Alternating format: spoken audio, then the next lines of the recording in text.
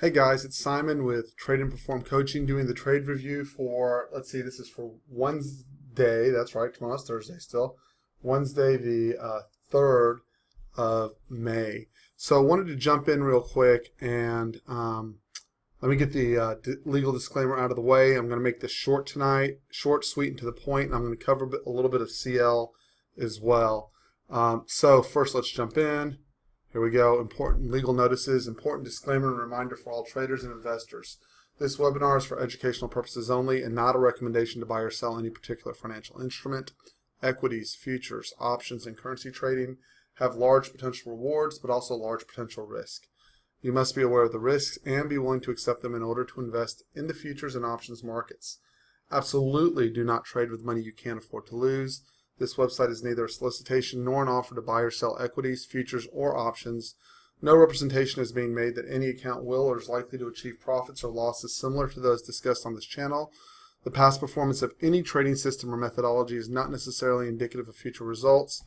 Absolutely consult your registered financial advisor and your risk trading plan before ever investing or trading any financial instrument. Okay, so a couple of things. First of all, we have been building, coming into the day, we've been building an enormous amount of energy, right?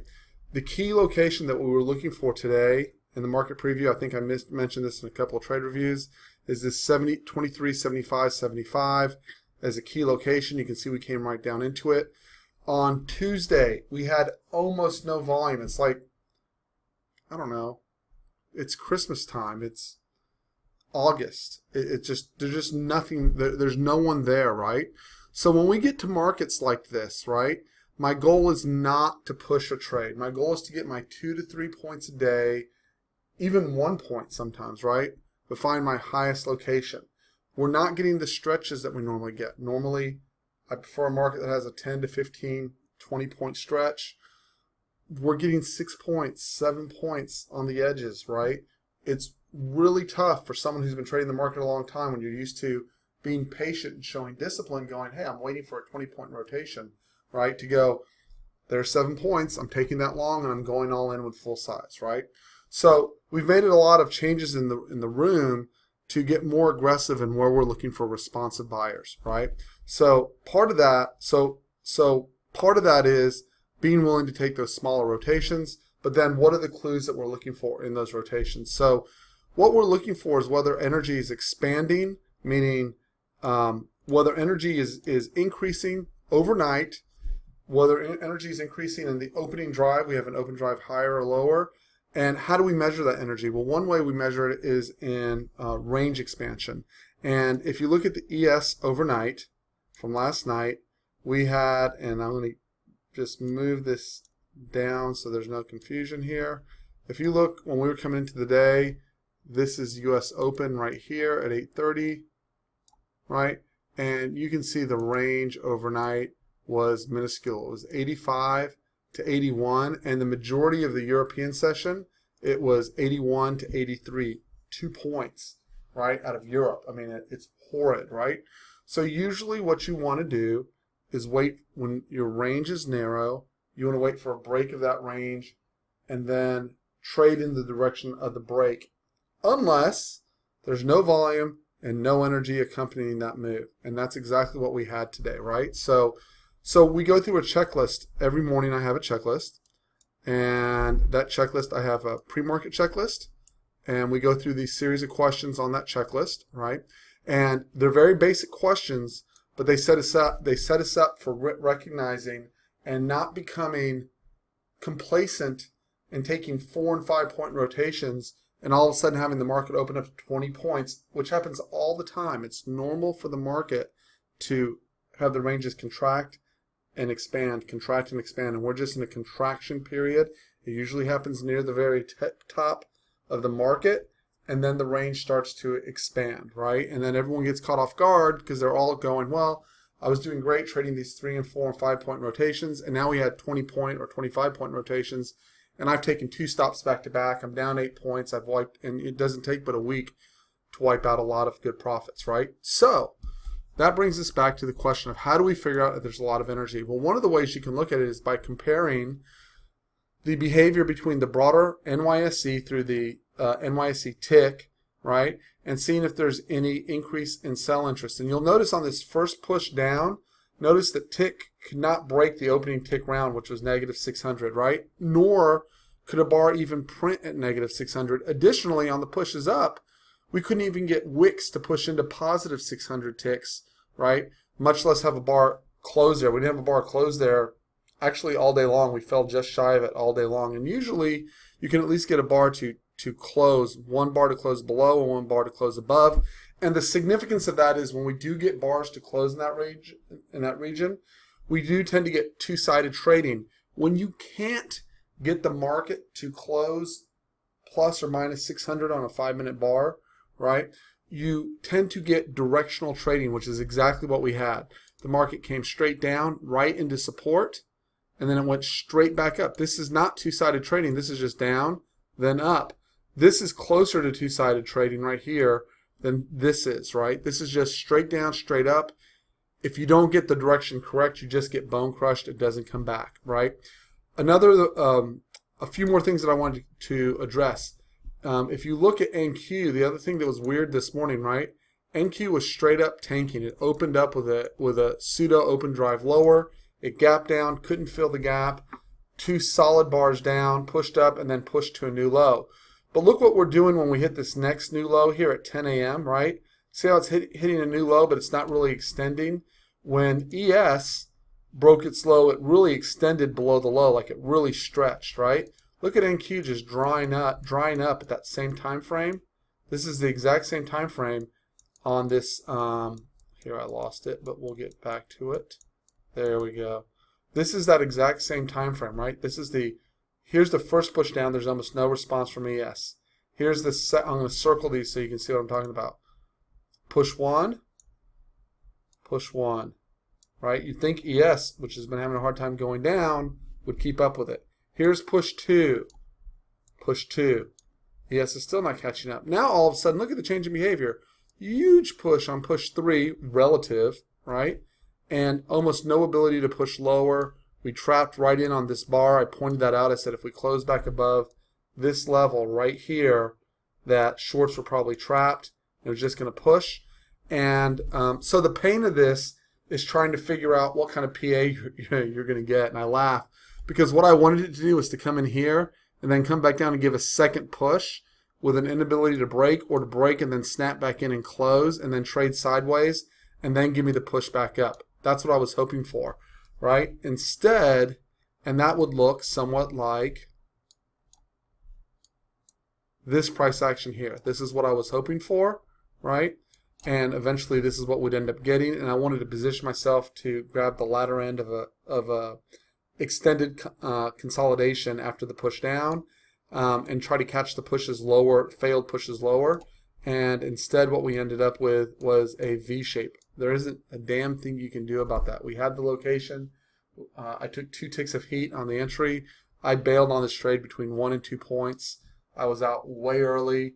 I was expecting to be able to get a second shot in on the dip, and by the time I got a 50 retrace over here, we were just too close to the Fed. I'm not interested in playing with dynamite, fire, nitroglycerin, whatever you want to call it. I know it looks harmless afterwards, but there was no way to tell that the Fed would be completely harmless.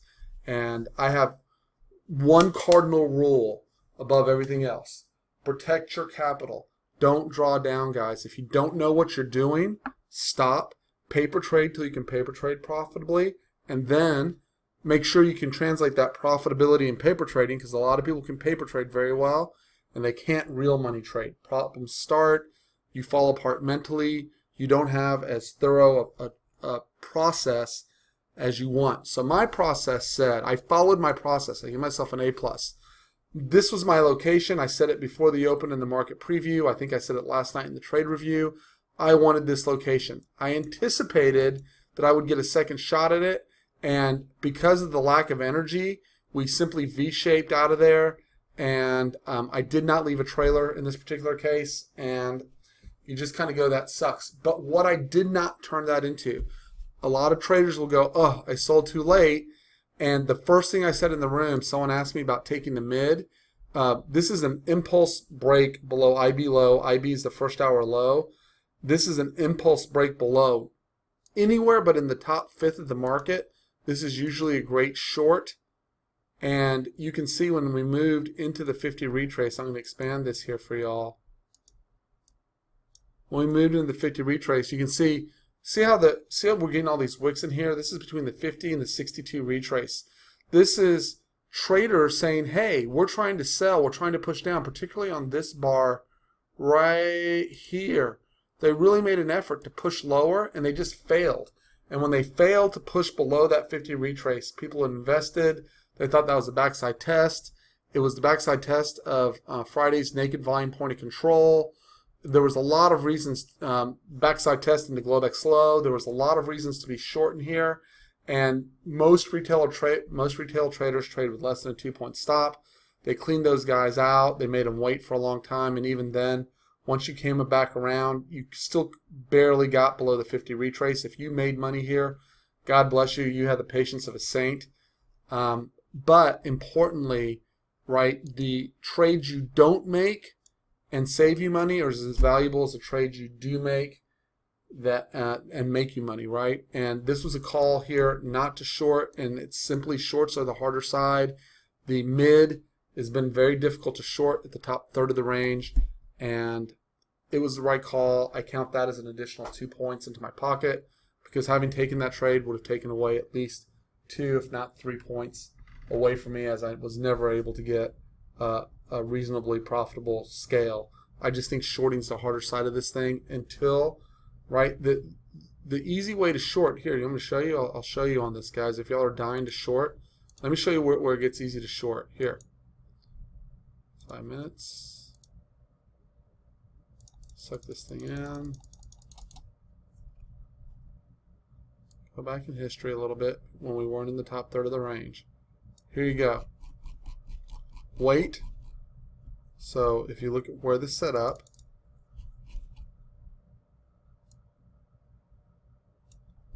wait for the gap down, the trend down, gaps up. In this environment here, where you've got momentum on your side to the downside, 50-60 retraces of impulse breaks below IB low, shorts work great.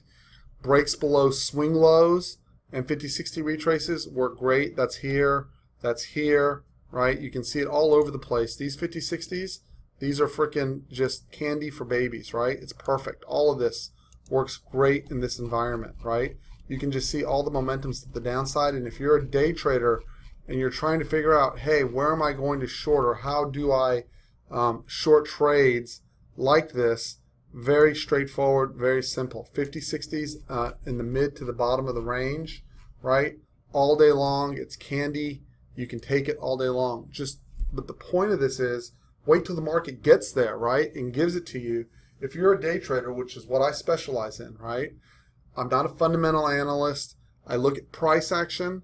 I look at participation between markets, between NASDAQ and New York Stock Exchange and the S&P 500, and I draw conclusions as to what trade's going to work best for me. So when we're all the way up here, right, I need a win rate somewhere between 70 and 80% pretty consistently, right, in order to make money. Even though over the past year I specifically have improved my risk reward, I still want to shoot for those trades that are going to give me the highest win rate, right?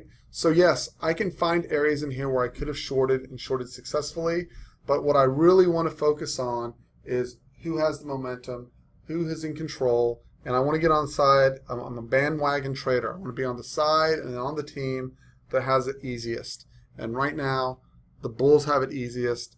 Learn the setups. We go over this every single day, every single morning. It becomes routine. Learn the setups and learn the price action that tell you that when the buyers have taken control back, and then get on for the ride. Sometimes we get it perfect and we nail a 4 or 5 or 10 point trade.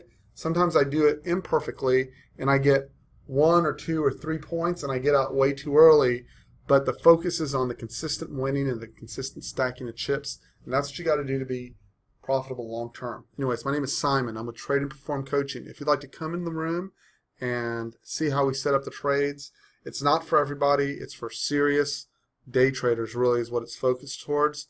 Send me an email, tradeandperform@gmail.com. Anyone's welcome. My passion in this area is helping traders go from break-even or boom-bust traders to consistent profitable traders, right? One little step at a time, one little edge at a time until you get really good at what you're doing. And I don't perform miracles.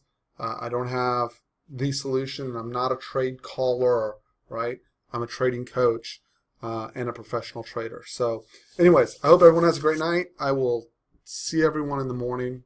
Talk to you later, guys. Best of luck. Kill it tomorrow.